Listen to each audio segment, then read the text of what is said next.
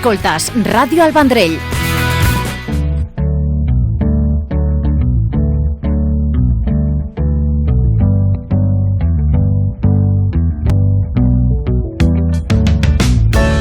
Dietètica i nutrició, un cop al mes aquí a la Calaixera, amb en Cristian Fernández. Cristian, com estàs? Molt bé, bon dia, Pere. Gràcies per acompanyar-nos una vegada més. A vosaltres, sempre és un plaer estar aquí i explicar cosetes sobre dietètica, sobre nutrició, que penso que pot ajudar a persones que ens puguis estar escoltant i tot. Perquè això ja no ha de ser un estil de vida, que a vegades no s'associa a un estil de vida, no? La vida fit, no? La vida fit, o fer-ho durant un període de temps determinat, o quan ja estem malalts, no? Exacte, o quan allò per prescripció mèdica ho hem de fer sí o sí.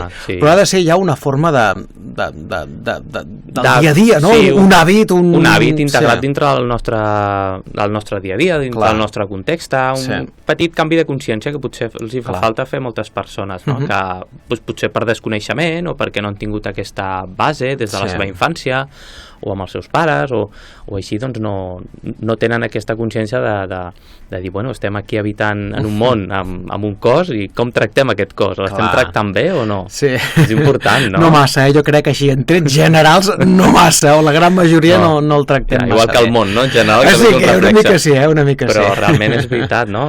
O és la meva forma de veure-ho, no? Que ja que tinc aquest cos, doncs poder utilitzar-ho d'una forma molt correcta, optimitzada també, i que doncs per això que puguem viure més anys, però millor qualitat també, no més anys més assistits, sinó anys de vida per poder cotxar-se, per poder fer coses, per poder fer qualsevol activitat, no? Un cos que ens duri com més anys millor, que ens duri en condicions, i en condicions com més anys millor. I ara, en el moment que estigui cada persona que ens pugui estar escoltant, doncs és el moment, no?, de posar-ho. Si ja estem fent cosetes, doncs sempre podem millorar amb alguna cosa nova que potser no coneixem, per això també és important aquests programes, i si no coneixem, doncs ja posar-s'hi, no? Amb qualsevol recomanació ja serà bona i saludable. I encara que ens pensem, no?, que en el món de l'alimentació, de la informació de l'alimentació està tot inventat, no és així, perquè cada vegada es coneixen noves coses, nous conceptes de l'alimentació, de la composició dels seus productes, i això es va coneixent a mesura que tu va evolucionant també. Sí, encara de fet sempre es van generant nous estudis per veure també com l'alimentació afecta el nostre cos, vull dir que això també sempre es va estudiant, hi ha diferents eines, cada cop hi ha més eines, més material per poder-ho avaluar, utilitzar-ho, i després per contra sempre hi ha la indústria, no?, que ens està intentant vendre o posar-nos dintre del cap altres coses que encara ens confonen més, no? I entre això també, i a més doncs, les xarxes socials, que cadascú diu el que vol, però puc entendre també aquest punt, perquè a vegades diuen una cosa però no estan especificant per quin grup ho estan dient, i llavors, llavors dius, ostres, una cosa que m'estan dient que això no puc prendre, l'altra m'ho diu que sí, però clar, és que potser no és per tu aquesta recomanació, i tampoc ho han especificat, no? Això em passa molt. D'aquí la importància dels professionals com tu, com a dietista, nutricionista, col·legiat, etc., amb prou criteri professional i amb un aval considerable, que això ha de ser molt personalitzat, no podem generalitzar, no podem quedar-nos amb aquests consells a la xarxa, al TikTok o Instagram, sinó que la feina que feu vosaltres és el vostre valor, això ho hem de tenir molt clar, que ho hem de personalitzar, que cada persona és un món i que cada actitud de vida és un món i que cada estil de vida és un món, etc. Sí, sempre és importantíssim el fet de personalitzar cada pauta en cada context, però ja no a la persona, sinó a la persona en el moment en el que estigui. No és el mateix que estigui aquesta persona, no? Imagina't que té 10 anys, o que té 18, o que es queda embarassada, per exemple, o que es fa més gran, o que té una feina, o que en aquell moment agafa més pes o menys, o té una malaltia, o es fa més gran. Llavors, inclús dintre de la mateixa persona, ja no és personalitzar, sinó una dieta per una persona, és en aquella persona, en aquell moment en el que estigui. I tant. Moltes persones potser han experimentat, perquè això em passa molt a consulta, persones que perden pes, que diuen, és que jo abans feia dieta i res, en 2 setmanes ja baixava de pes, no? I ara torno a fer aquella dieta que m'anava bé i ja no em va bé. Ja em costa més. Potser han canviat certes coses. Potser tu no ho veus tampoc externament, però potser a nivell metabòlic, a nivell hormonal, hi ha canvis també interns que es produeixen i que fa que una dieta que tu abans feies i et funcionava bé, ara ja no et funciona tan bé, no? Llavors, per això la visió d'un professional, una visió externa d'algú et pot ajudar també a entendre també per què, no només donar-te una pauta i ja està, i que tu la segueixis, sinó a fer una reeducació alimentària o entendre el per què no estàs arribant a aquests objectius i fer una estratègia per dir, bueno, doncs ara farem això, per això, per això, per això, no? Perquè t'està passant això o això altre. I t'ajudarà a, no només a fer la dieta i que et funcioni, i després ja no sabràs què, sinó a entendre, no? Entendre el per què ho estàs fent. Per què passa així, i per què hi ha aquest procés, i per què em puc aprimar o em puc engreixar, o etcètera. Exacte, a mi m'agrada molt explicar-ho també a consulta, no? Només donar, mira, t'he preparat la pauta, és això, tal com vam veure a l'entrevista, és això, vinga, fes-ho i anem veient com va. No, sinó, mira, jo t'he fet això perquè penso que ara estàs en un punt així o així, i hem d'anar cap a aquest camí. I llavors la persona s'està posant, però s'està posant des d'una base, està entenent realment el per què està fent això. No només és per perdre pes, ostres, que estic perdent pes, però clar, m'he donat compte que ve per les hormones, que les he de regular, i que a part he de prendre uns certs aliments, com m'ha dit el Cristian, per exemple, i he de fer un cert tipus d'activitat física, o he de fer vull dir, diferents eines que a vegades no només són una dieta concreta d'un full que tu veus, sinó s'extrapola a uns hàbits. Molt més ampli. Sí, molt més amplis. I tant. Sí. Tot això només ha estat la introducció, eh? Sí, però ja, això ja serveix per situar. No, i tant, ens situem, ho emmarquem, i són els consells principals que sempre podem donar. Però explica'ns quin és el tema que avui tractem. De què ens parlaràs avui? Avui parlaré d'un tema que és una paraula que està com a molt de moda també, i es diu flexibilitat metabòlica. Ostres. Flexibilitat metabòlica. I té molt a veure amb tot això que estem parlant, no? Tots som els comunicants, de fet. Sí, o sigui, la paraula aquesta fa referència a la capacitat que té el nostre cos d'optimitzar els nutrients que ingerim. Nosaltres ingerim diferents nutrients i el nostre cos els pot processar, no? En aquest cas tenim les proteïnes, els greixos, l'hidrat de carboni, i un altre que també pot processar és l'alcohol, també. Llavors tindríem aquests 4 macronutrients o 4 nutrients que podem absorbir i que podem també processar, però la flexibilitat metabòlica es tracta de, escolta, jo puc tindre aquí una persona al costat meu que es pot estar menjant idènticament el mateix que estic menjant jo, però aquesta persona pot digerir-ho i processar-ho d'una manera molt diferent a la meva. Aquesta persona potser ho podrà suportarà més en forma de greix, ho acumularà més fàcilment, mentre que una altra persona ho estarà cremant, no? I llavors quins nutrients estàs cremant, quins nutrients estàs absorbint amb més facilitat, això també és realment la clau per no engreixar o per no pujar de pes en forma de greix, vull dir, per tindre una bona salut, tractar-ho des d'aquesta visió, penso que és la millor visió que podem agafar. És un terme una mica complexa d'entendre potser, però penso que si ens arriba, a les persones us arriba, us pot ajudar molt a entendre-ho. Com ho has dit? Flexibilitat metabòlica. Flexibilitat metabòlica. És la forma que té el nostre cos de processar els aliments. De quina forma, no? Si tens una bona flexibilitat metabòlica, tens el cos molt més optimitzat. Ara jo penso que el que hem de fer és posar alguns exemples perquè ho entenguem. Sí, clau. Per exemple, quan parlem de l'alcohol, l'alcohol no es pot acumular en forma de greix. L'has de cremar, llavors es crema. Però clar, què està passant amb l'alcohol? A part de carregar el fetge, el que està passant és que com l'estàs cremant tot aquest alcohol, no deixes espai ni temps per cremar el greix corporal que tens. Clar, aquí ja tenim un problema. A part de que sabem que no és bo, clar, no el pots acumular en forma de greix, no és que l'alcohol t'engreixi, però és veritat que no et deixa perdre el greix que estàs consumint i el que tu tens. Perquè la flexibilitat metabòlica també és de quina forma agafes els nutrients del teu cos en diferents situacions. Hi ha persones que poden fer un tipus d'activitat física normal, suau, simplement caminar, i això mai els aprimarà, mai els hi farà cremar greix, mentre que d'altres persones un tipus d'activitat, com hem comentat, de caminar lleugera, una activitat lleugera, ja cremaran greix. Tu pots anar amb una persona al costat fent el mateix tipus d'exercici físic i un pot estar cremant greix ja directament i tu encara no. Tu per cremar greix potser ni arribaràs o trigaràs molt més. Vas tirant de les calories i de la glucosa.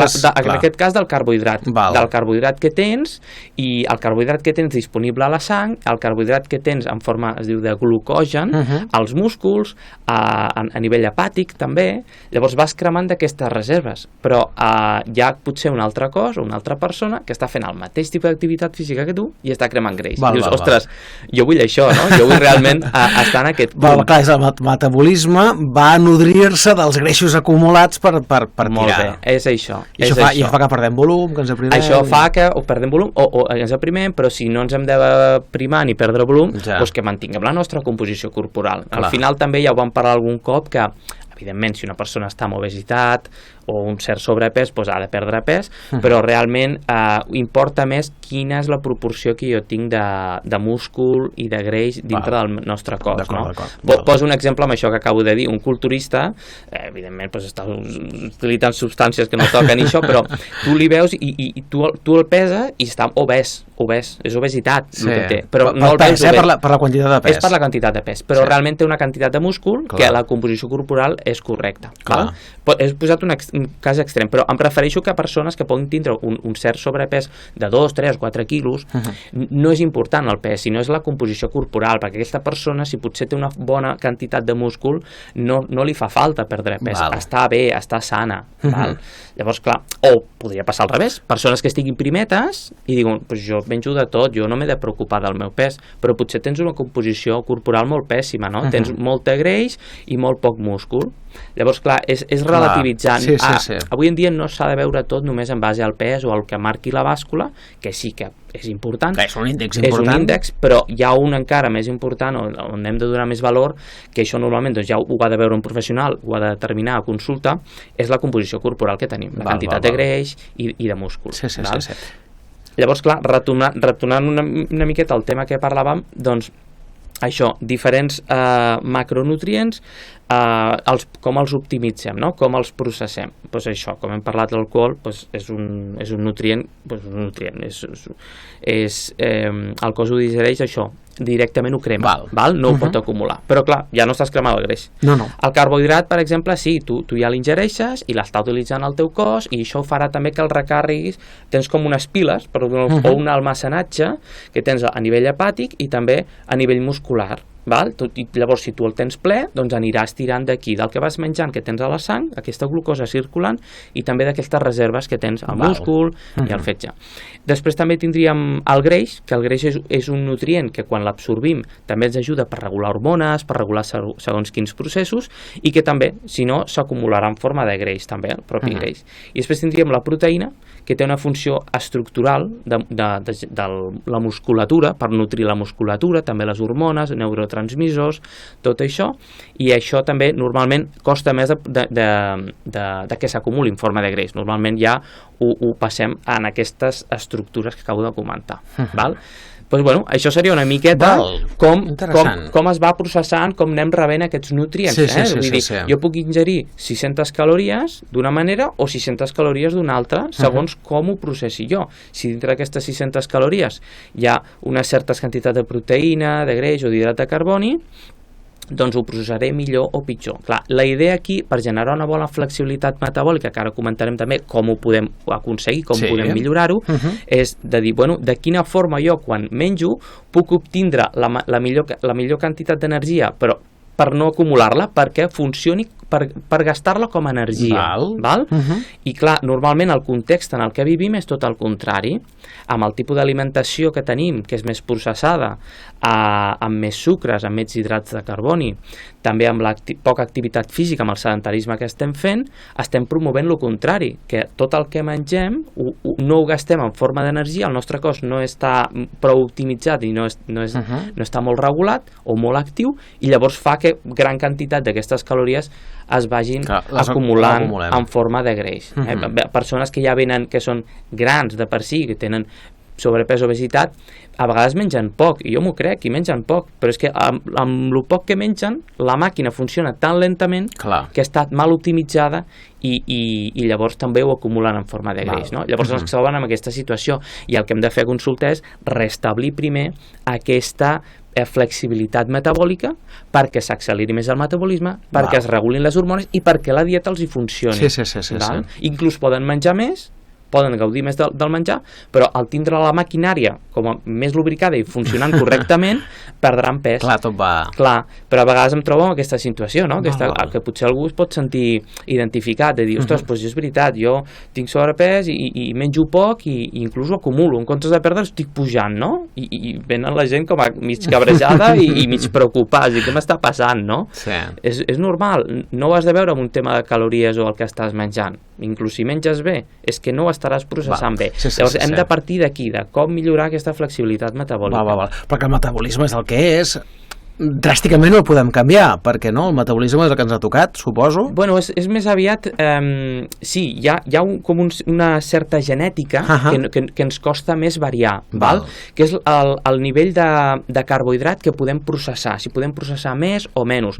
Això inclús hi ha tribus on genèticament es van adaptant a l'entorn que tenen i poden processar molt més certs tipus d'aliments. El problema que tenim a vegades amb la relació a millorar o empitjorar la nostra composició corporal és una hormona que es diu insulina. Et sonarà dels diabètics, és la del sucre. Què passa? Que si tu tens la insulina elevada al teu cos, promous la crema d'hidrat de carboni, però mai permetràs la crema de greix corporal. Llavors sempre estaràs cremant hidrat de carboni, inclús el que no cremis l'acumularàs en forma de greix i el greix que menges també. Llavors estàs en una situació només d'acumular, no d'anar traient aquest greix corporal o d'anar millorant aquesta composició. Llavors, la clau està en aquesta hormona, que és la insulina. Tindre-la estable és la que t'ajudarà també a millorar la teva composició corporal i a que tindrà una bona flexibilitat metabòlica. Sí, i això que em deies, no? Genèticament hi ha coses que no podem canviar, però sí que podem millorar molts altres coses, que són aquests hàbits que parlem. La genètica, en aquest cas, hi ha diferents somatotipos, que això va descobrir un psicòleg fa uns quants anys, no sé si 1930 o 60, ara no me'n recordo, ara em ballen els números, però sí que va ser un psicòleg el que va dir que va determinar que diferents persones tenien una forma de processar els aliments i tenien una forma de doncs això, de captar més greix o menys greix també, no? Però és moldeable, és molt moldejable, no? En el sentit de que amb aquests hàbits o amb aquesta flexibilitat sí que podem recuperar molt, Sí, vull dir que no em diguis que és la meva genètica ho deixo així a l'aire, saps? Aquí està la clau, que és la paraula, que és la flexibilitat, em refereixo, és a dir, que el metabolisme és el que és, però ja ho dius tu, la flexibilitat és el que els permet, amb uns bons hàbits i una bona alimentació, flexibilitzar el metabolisme. El metabolisme aquest, perquè treballi bé, perquè es reguli. Doncs és sobretot això, sí. Això principalment, com tu deies, el consell principal és aquests bons hàbits i aquesta bona alimentació. Sí.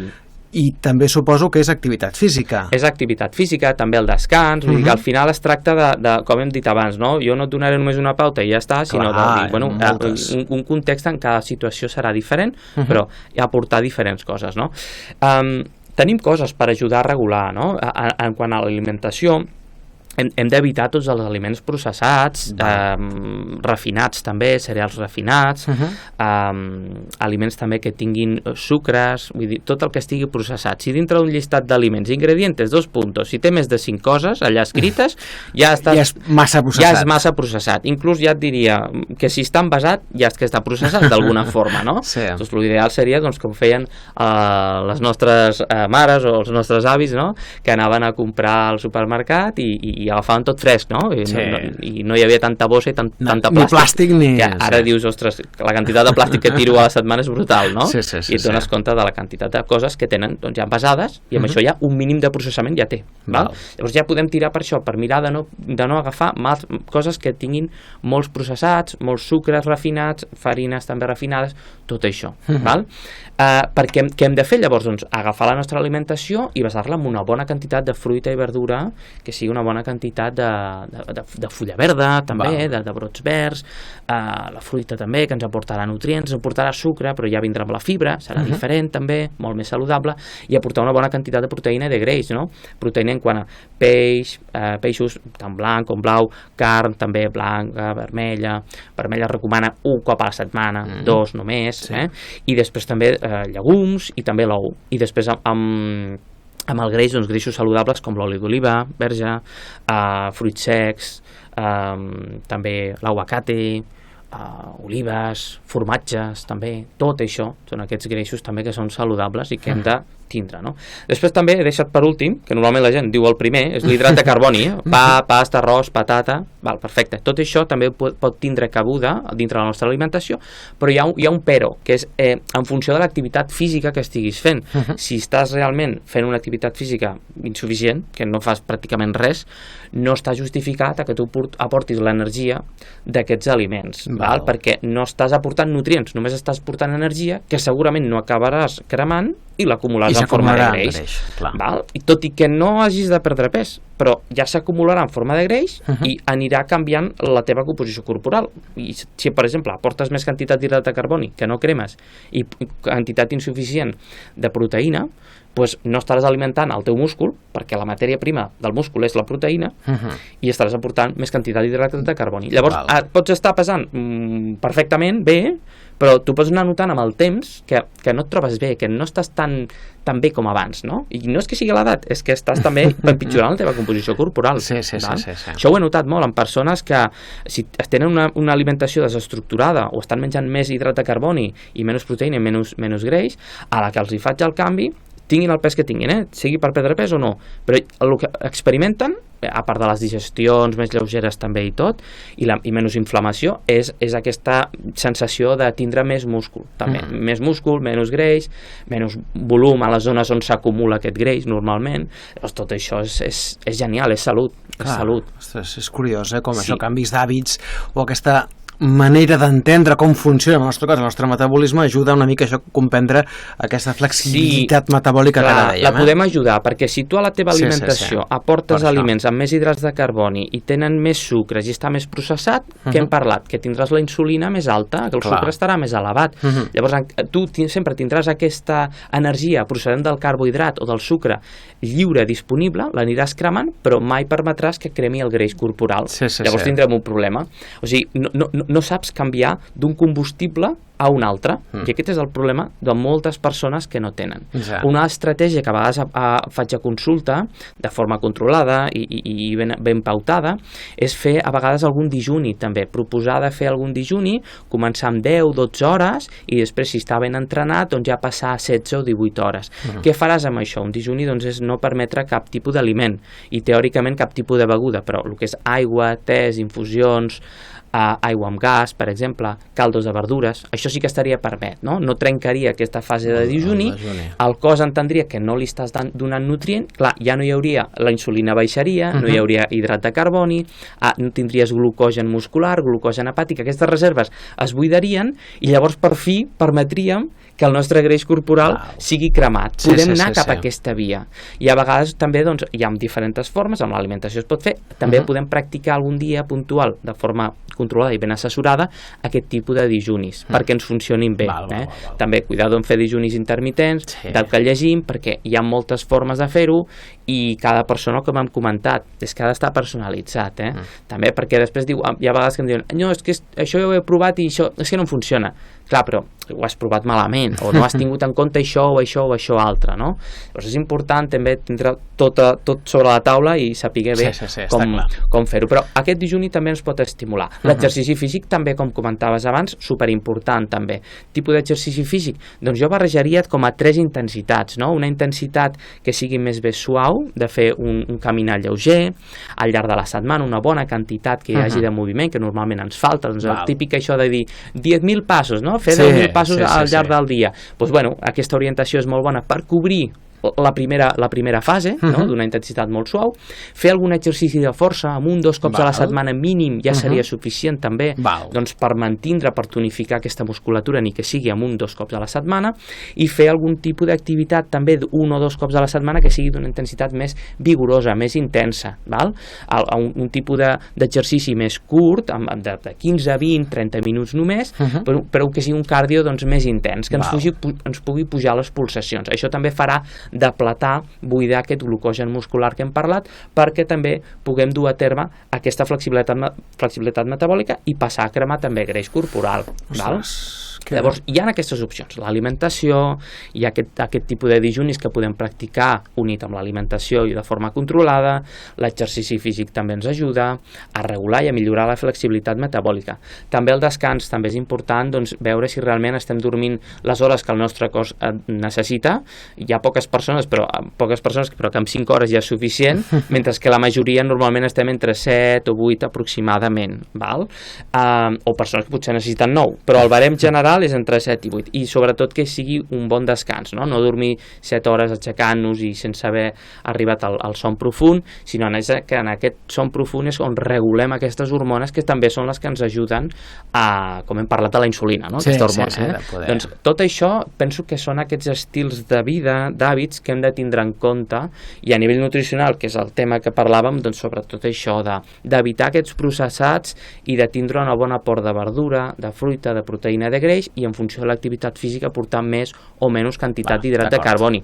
Aquest hidrat de carboni, si no tenim cap problema digestiu, doncs pot ser un hidrat de carboni amb fibra integral, per exemple, no? Doncs, escolta, algunes pastes integrals, pasta de macarrons i d'espaguetis, no de croissants, em referia. L'arròs integral també, i si no, la patata o el pa integral, val? Però sempre posat en el context de cada persona. Fantàstic. Sí. Altra vegada i una vegada més demostrem que la informació és poder, i també en aquest cas conèixer el funcionament del nostre metabolisme i això que dèiem, que aquesta manera de comportar-se davant de la ingesta de proteïnes, hidrats, ens ajuda una mica a conèixer com podem aplicar-ho al nostre benefici, si podem dir-ho així. Sí, és que a vegades tenim la visió limitada de pensar que menjo més calories o menjo menys calories, que és un tema de calories, val? I sí, però després has d'entendre que aquestes calories, segons com estigui el teu cos, si està funcionant bé, les cremarà correctament, però si el teu cos treballa malament, les acumularà en forma de greix. Inclús si tu vols menjar menys calories perquè penses que d'aquesta forma doncs t'aprimaràs, pot ser que tampoc passi, perquè és aquesta maquinària que tu tens dintre que no està funcionant correctament, que la tenim com atrofiada. Llavors l'hem de recuperar amb aquestes coses que hem dit, amb aquests consells. I tant. D'aquí la importància que ens acompanyis un cop al mes i ens ho expliquis, Cristian, cosa que agraïm moltíssim. I també recordar, abans de marxar, que això, tu també ets molt actiu a xarxes, doncs aquests bons consells a través de xarxes, i que la gent el pot seguir, Sí, a veure, la millor forma de seguir-me o de trobar-me és buscant al cercador, posant Cristian Fernández nutricionista, i aquí doncs ja trobaran on passo consulta, que passo també aquí al Vendrell, els dimecres, sí. Després tinc una pàgina web i tinc un blog també, on moltes de les coses que parlem, doncs també, vull dir que poden tindre més informació, poden contactar amb mi també si ho necessiten, doncs que com a nutricionista i dietista, doncs si els puc ajudar, doncs jo estaré encantat també de millorar la seva salut, la seva composició corporal, o qualsevol problema també mèdic que puguin tindre, que a vegades també venen persones que només és per perdre o guanyar pes, sinó diuen, pues, m'han diagnosticat això o això altre, intoleràncies, al·lèrgies, qualsevol cosa, jo m'adapto, perquè és el que hem parlat abans, m'adapto a la persona en el sentit que la personalitzo en cada moment i en cada context. Fantàstic, que bé, queda clar. Gràcies, Cristian. A vosaltres, gràcies, Pere. Un bon mes. Igualment. Adéu-siau. Adéu. Informació, entreteniment, seccions, participació, concursos... La Calaixera, un magazín de Ràdio El Vendrell.